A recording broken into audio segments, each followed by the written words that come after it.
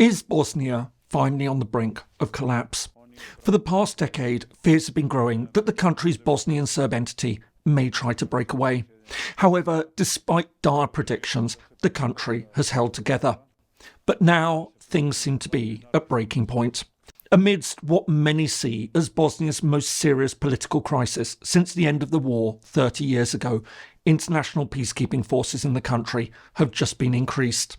So, what exactly lies behind the current situation, and could this really be the moment that the Bosnian Serb entity finally makes its bid to break away?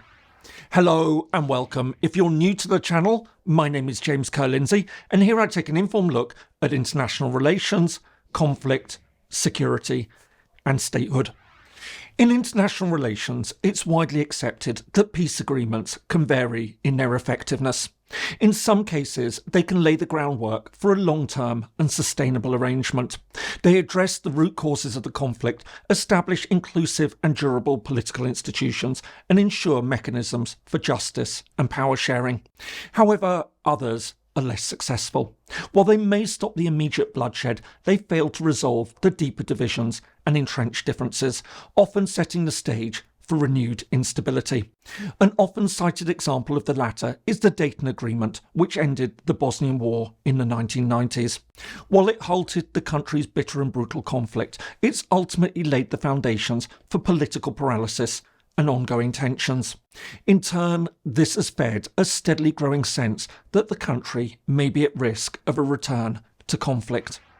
Bosnia and Herzegovina lies in southeast Europe. At 51,000 square kilometres or 20,000 square miles, it shares a border with Croatia to its north and west, Montenegro to its south and Serbia to its east. It also has a tiny stretch of coastline. Its population is believed to be around 3.2 million, divided into three main groups. According to the last census carried out in 2013, the largest group are the Bosniaks, once known as Bosnian Muslims. They represent around 50% of the population. Next are the Bosnian Serbs at 31%, and the third are the Bosnian Croats at 15%. The remaining 4% is made up of other groups, including Albanians, Roma, and the Jewish community. Bosnia has a long history. Having been part of the Ottoman and Habsburg empires, following the First World War, it became part of the new kingdom of Yugoslavia. This lasted until the end of the Second World War, when it became one of the 6 constituent republics of what would eventually become the Socialist Federal Republic of Yugoslavia. For the next 35 years, Yugoslavia was ruled by its long-term strongman, Josip Broz Tito. However, in 1980, Tito died and Yugoslavia began to disintegrate. In 1991, Slovenia, Croatia and Macedonia broke away from the federation. Following their lead, Bosnia and Herzegovina declared its independence in March 1992 and was admitted to the United Nations shortly afterwards.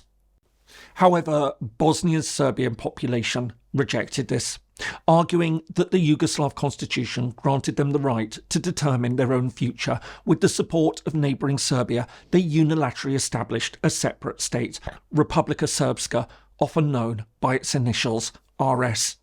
Meanwhile, as the Bosnian Croats also moved to create their own separate state, the country quickly descended into war. After several years of bitter fighting, the first steps towards peace came in early 1994 when the Bosnian Croats and the Bosnian Muslims agreed to form a joint entity, the Federation of Bosnia and Herzegovina, which was composed of 10 self-governing cantons. But while the fighting continued with the Bosnian Serbs, things changed in the summer of 1995. Following a massacre of 8,000 men and boys in Srebrenica in eastern Bosnia by Bosnian Serb forces, the United States and European Union forced the sides to the negotiating table. On the 14th of December 1995, the presidents of Serbia, Croatia and Bosnia signed the General Framework Agreement for Peace in Bosnia and Herzegovina, better known as the Dayton Accords. Under the deal, Republika Srpska, which held 49% of the country's territory, agreed to give up its claim to independence. Instead, it would be reintegrated into Bosnia as a separate entity alongside the Croat and Muslim Federation. At the same time, Bosnia was restructured as a highly decentralised state. While a joint national government existed under a three-way presidency, it dealt with relatively few areas such as immigration, customs and foreign policy. Instead, most issues now came under the two entities. Meanwhile, the constitution also cemented the strict separation between the Bosniaks, Croats and Serbs, imposing rules on who could hold what positions. To make all this work, the agreement also created the post of High Representative. This granted the appointed international official sweeping powers, including the right to sack Bosnian officials contravening the agreement and ban them from holding political positions. At first, Bosnia appeared to be recovering well. As reconciliations took off, welcome signs of reintegration emerged. These included the creation of a joint army and various steps to centralise justice and law enforcement. But despite this, by the middle of the 2000s, tensions were re-emerging.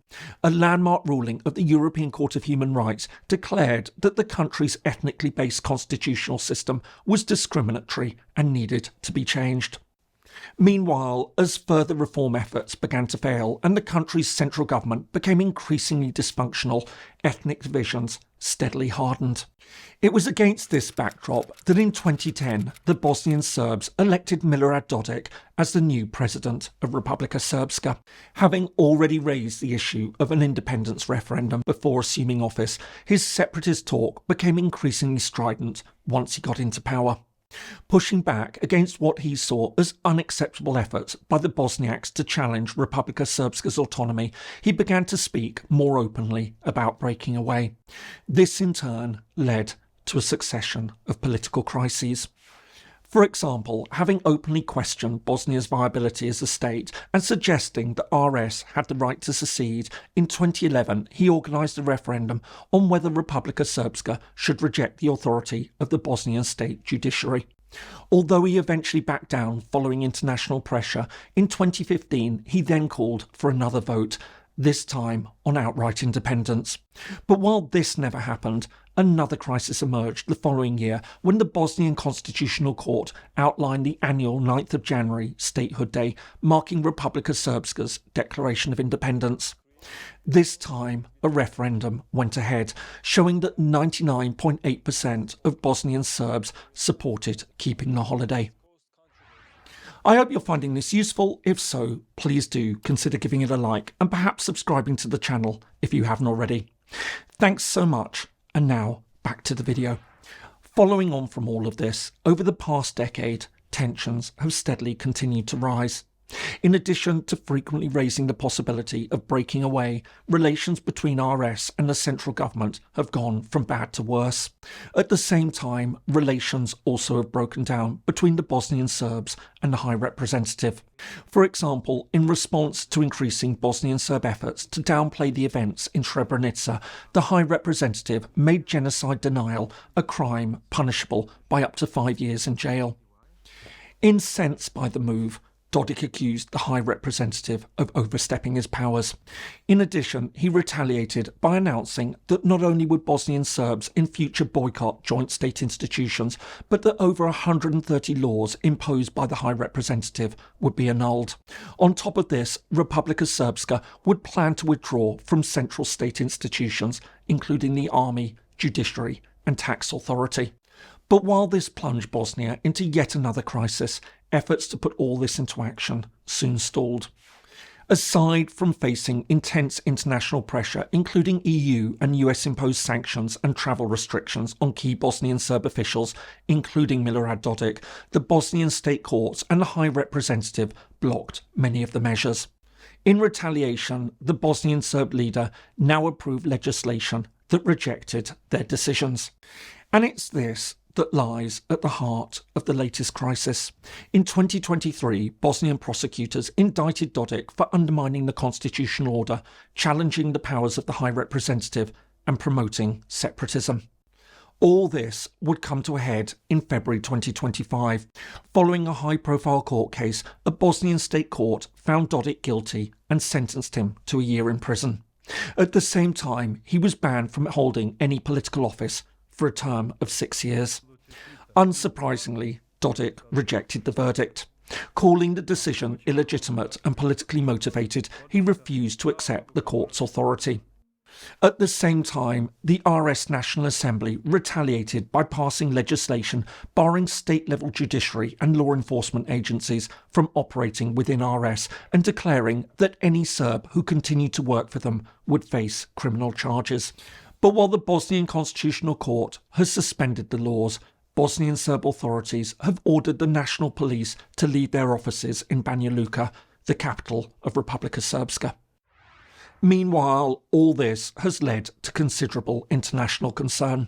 In addition to strong criticism from the European Union, which has called the latest developments a challenge to Bosnia's legal order and has bolstered its peacekeeping mission in the country, the United States has also weighed in. In a sign of foreign policy agreement between the US and the European Union, the US Secretary of State, Marco Rubio, has criticised Dodik for his dangerous behaviour. Meanwhile, on top of this, the new NATO Secretary-General, Mark Rutte, has also visited Bosnia to assess the situation. But while Dodik is certainly facing considerable Western pressure, he's far from isolated. Aside from neighbouring Serbia, which has also criticised the court ruling, Russia has weighed in. Indeed, having worked to build up close relations with Moscow over recent years, Dodik has even received direct support from the Russian President, Vladimir Putin. Meanwhile, EU solidarity on the issue has been undermined by Hungary. As well as voicing his support for the Bosnian Serb leader, the Hungarian Prime Minister Viktor Orban has reportedly sent 300 police officers to Republika Srpska to bolster the Bosnian Serb security forces.